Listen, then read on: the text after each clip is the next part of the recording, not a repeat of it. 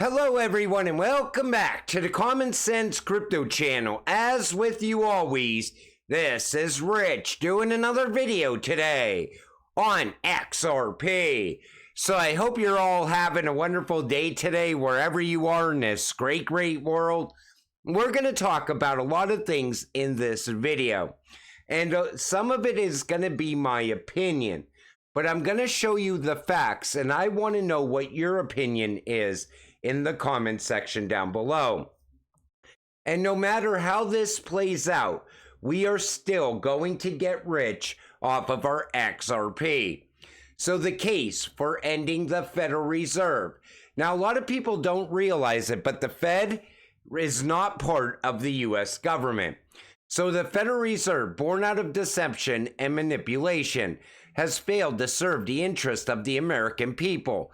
Its existence has led to greater wealth inequality and economic instability. By ending the Federal Reserve, we can pave the way for a more equitable and stable economic future. What's going on right now is the Fed created inflation, and at the same time, they're trying to fight inflation, while they're still allowing the US government to spend more money and put us deeper into debt. Now, there was a bill introduced on Thursday from Tom Massey to end the Fed. On Thursday, this also happened as well. Fed says Powell tested positive for COVID-19 on Thursday. Now, I'm not a conspiracy theorist, but I also don't believe in coincidences. This had to happen for a reason. And then there's this. So on Sunday, he's supposed to make a speech at Georgetown University via pre-recorded video. Somebody pointed that out. Why is he not doing it over Zoom or some other alternative? So now people are starting to speculate around this as well. U.S. banking crisis. If Fed keeps rates higher. Take a listen to this from Bloomberg. Worst case scenario is that inflation actually stays up and that these indicators come down. So what does the Fed choose then? And what kind of economy are we left with? I think the Fed will be under pressure for another reason, which is that let's remember that a year ago we had a banking crisis in the US. Yeah. We are not hearing anything about it anymore, but you have dozens of small regional banks in America that are exposed to real estate, are writing off loans. The higher for longer phenomenon is having a direct impact on this second tier of the banking sector in America. And I think that the Fed will, in addition to the slowdown that I described, the Fed will very much be aware that if they keep rates at this high level, they may have another banking crisis on their hands. So we know there's a looming banking crisis as well. We even know that's part of the plan. Consolidate the banks into the bigger banks. But think about it like this. Okay, so the Fed, Jerome Powell has no idea what to do from here. They're trying to bring down inflation, but it goes higher. And they have to come up with some sort of plan. But what if instead they ended the Fed and gave Jerome Powell a bailout? Like I said, I'm giving you my opinion. That could possibly play out as well. Then the U.S. Treasury Department has expressed its intention to enhance anti-money laundering and counterterrorism financing measures regarding digital assets. Another thing that's happening right now is we're starting to see the U.S. Treasury Department get a lot more power all of a sudden. You've seen Janet Yellen talking multiple times over the past year. How she's saying that they're going to take control of this and try to take control of that. I think we are watching a power shift from the Fed to the Treasury happen right in front of us. In her first speech on digital assets, Secretary Yellen called them transformative. A CBDC could become a trusted money comparable to physical cash, she said, and policy must evolve to meet the growing potential. That was back in 2022. Last year, she said we need to start working on a CBDC. And I think what's going on is the Fed here in the United States would never get away with pushing a CBDC or announcing a CBDC. However, I think the Treasury is more likely to pull it off. And that could be why all of a sudden we have this end the Fed bill. All of a sudden, maybe it's happening at this time right now for a reason. We'll talk more on why as we go along. Then we also have the IMF. They confirm the US dollar is in jeopardy. And they go on to talk about the BRICS. The threat from the BRICS and other local currencies against the US dollar is real and should be taken seriously, acknowledged the IMF.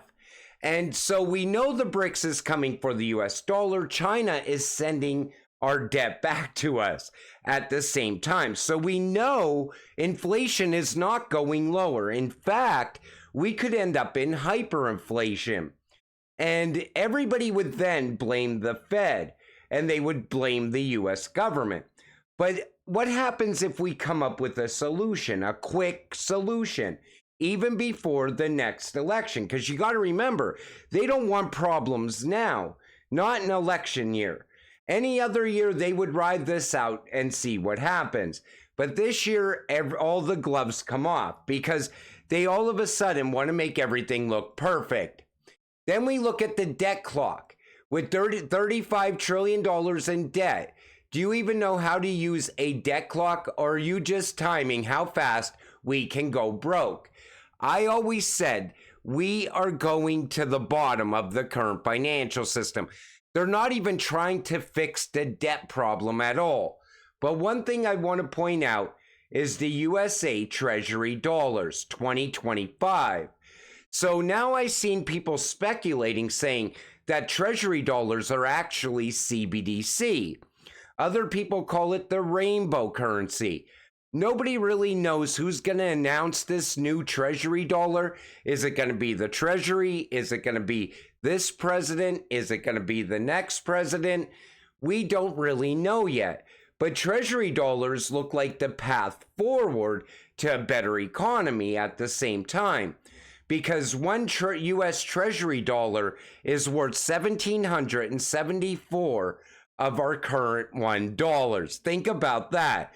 Think about going to work for, let's say, a week, and all of a sudden you get a paycheck, and it's like maybe part of one Treasury dollar. But it would have a ton of buying power, and things would start to get reevaluated. A lot of people say those Treasury dollars are also going to be backed by gold. But a lot of people are still speculating on this still. Then there's USDC, stablecoin issuer Circle plans to re-domicile to the US ahead of possible IPO. So now Circle is coming to the United States. And we also know Ripple is launching their stablecoin this year as well. We haven't got a date on that yet either. And a lot of people always said USDC is the digital dollar. People are already saying that Ripple's new stablecoin is the US CBDC. So there's a lot of speculation on this right now, but what could be possibly happening and playing out is that the Fed maybe just gets taken out. We just get rid of it. And all of a sudden, the Treasury takes over from where the Fed left off. Announces the new Treasury dollar. We don't really know yet. And if you think a CBDC will not come to the US, see post below. In cooperation with Ripple, the Digital Dollar Project announced in 2022 the launch of its Technical Sandbox program to jumpstart exploration of technical implementations of a US CBDC. That was back in 2022. And we also got to remember, Powell was meeting behind closed doors at the US government, meeting with politicians. Maybe this is the plan forward. And we know either way how this plays out, that Ripple is going to be tied in here somewhere.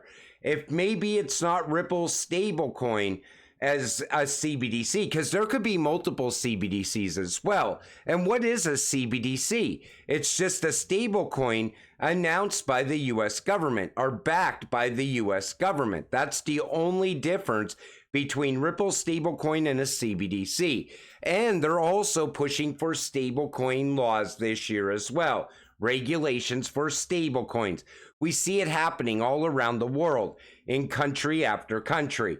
But I really want to know what your thoughts are on this, because I do believe we are going to see the announcement of a CBDC. Most likely going to happen this year. The states are even fighting back against it right now. But this has to happen at a federal level. Because if it happens, doesn't happen at a federal level, you know, this president will just sign it into law and all of a sudden we'll have a CBDC.